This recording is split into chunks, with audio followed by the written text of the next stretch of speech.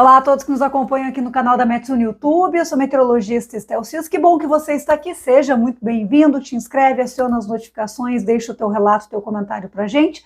Em metsu.com você pode acompanhar todas as atualizações diárias de previsão de tempo, clima, análises, também acompanhe conteúdo aberto, aqui é nosso monitoramento de raios e imagens de radar, precisa de um laudo, preenche o formulário Laudos e a Metsu entra em contato com você. E seja assinante dos nossos produtos, tem acesso a mapas gráficos de diferentes prazos, de hora em hora, para 10, 45 dias. Você pode acompanhar diversos modelos atmosféricos, modelo alemão, europeu, WRF, enfim, tem muito mais. Bom, vamos falar da chuva nesses próximos 10 dias em todo o território nacional. Nessa primeira abertura aqui do mapa nacional, a gente consegue ver dois destaques. Primeiro, esse vazio aqui, essa área de praticamente nada de chuva nos próximos 10 dias.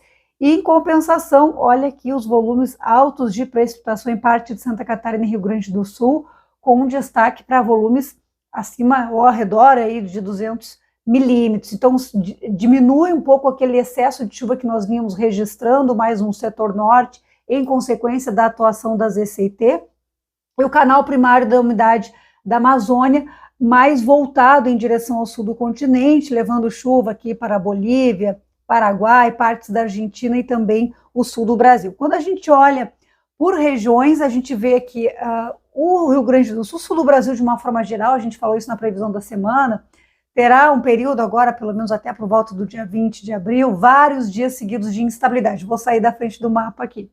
Então, nesses vários dias, e o período crítico, em princípio, será ali por volta de 11 a 15 de abril, 16, dependendo da região, devemos ter, então, na soma, esses volumes altos de precipitação. Nesta terça-feira, mais variação de nuvens, chuva passageira. A quarta tem uma frente fria passando pelo oceano também. Não vejo um cenário de grande risco, mas de quinta-feira em diante, ganhando força, de fato, a instabilidade no sul do Brasil. E grande parte do volume que aparece aqui deverá ocorrer, então, entre os dias 11 e 15, 16 de abril.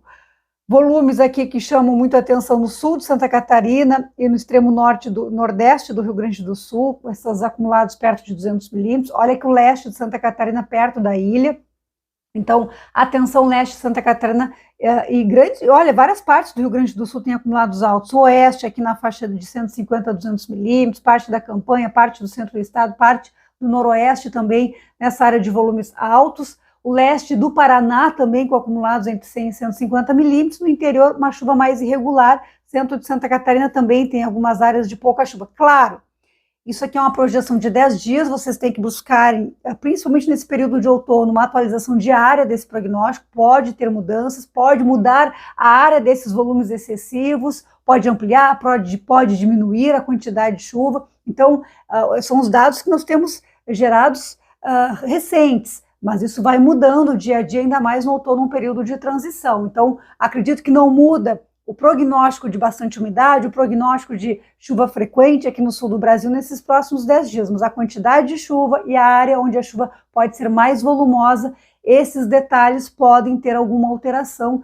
e, por isso, tem que ser acompanhado diariamente. Tem uma decisão para tomar sobre sábado, domingo. A gente sabe que no final de semana tem muitos eventos, muitas vezes ao ar livre, e é preciso tomar uma decisão. Espera quarta e quinta-feira a atualização, porque aqui é uma previsão geral para toda a região sul, muitas vezes a sua decisão é numa cidade específica, então tem que acompanhar diariamente o prognóstico, conversar com o meteorologista mesmo, para ter essa informação mais precisa.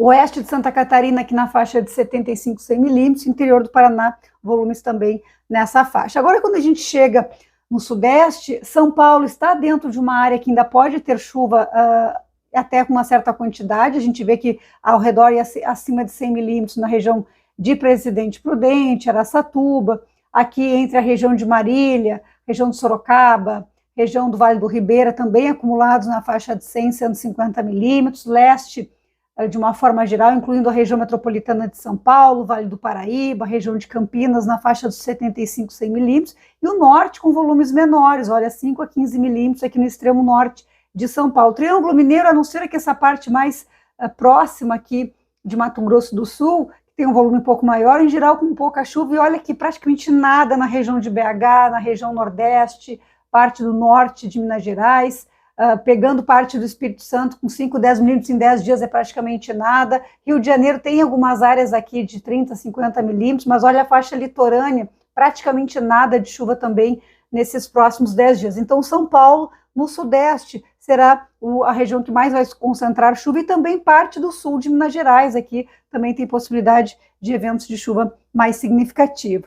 O centro-oeste, a gente pega aqui a região do Distrito Federal e leste de Goiás com pouca chuva, mas o interior, os volumes aumentam na faixa aqui de 100, 150 milímetros. Mato Grosso, de uma forma geral, né, dentro dessa escala de vermelho, de 75 a 150 milímetros. Mato Grosso do Sul também, então esse canal de umidade fazendo esse movimento e afetando, organizando a instabilidade aqui mais no interior do continente e possibilitando esses eventos de chuva um pouco mais fortes. Quando a gente vai para o Nordeste, a gente vê essa redução da chuva na Bahia, Salvador, que já teve uma segunda-feira complicada de chuva, ainda pode ter outros eventos ao longo da semana, mas acredito que não tão intensos.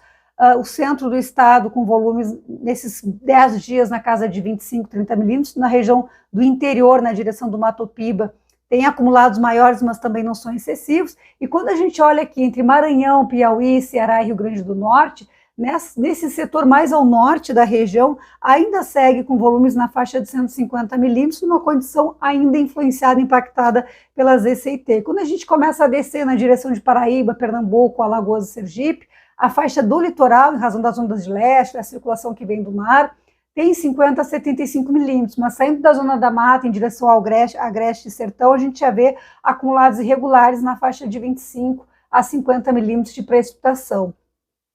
Maranhão aqui mais no centro-sul, na faixa de 150 milímetros, Piauí da mesma forma.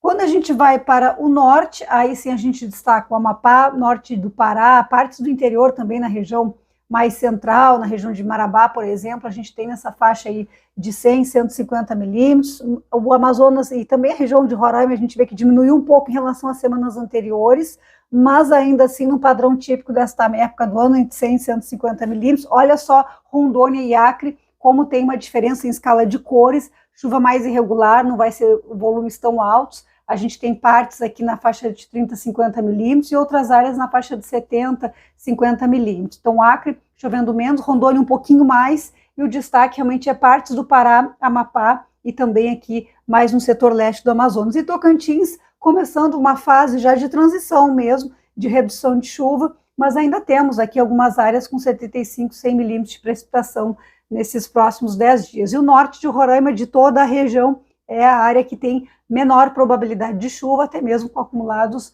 muito baixos ou até ficando aí perto de zero nesses próximos 10 dias. Então a gente vê esse rearranjo que vai acontecendo aos poucos nesse período de transição, que é o outono, em grande parte do centro e sul do Brasil. A gente está nessa fase de transição, vai entrando aos poucos na fase de tempo mais seco no centro-oeste, principalmente no sudeste, e começando a se reorganizar no sul do Brasil um período de mais umidade, com passagem de frentes frias, com centros de baixa pressão atmosférica e com ciclones extratropicais. E temos ainda, por trás de toda essa condição atmosférica, um El Niño em dissipação. Então, a cada semana esse El Niño vai perdendo força, o resfriamento no Oceano Pacífico, que ainda não é laninha, já começou, e a atmosfera, então, começa também a ter essa transição nesse aspecto de fenômeno de maior escala, se tratando de uma transição de um El Niño para a neutralidade e que depois deverá progredir para um novo evento de Laninha. E também todas as informações a respeito disso você acompanha lá em metsul.com.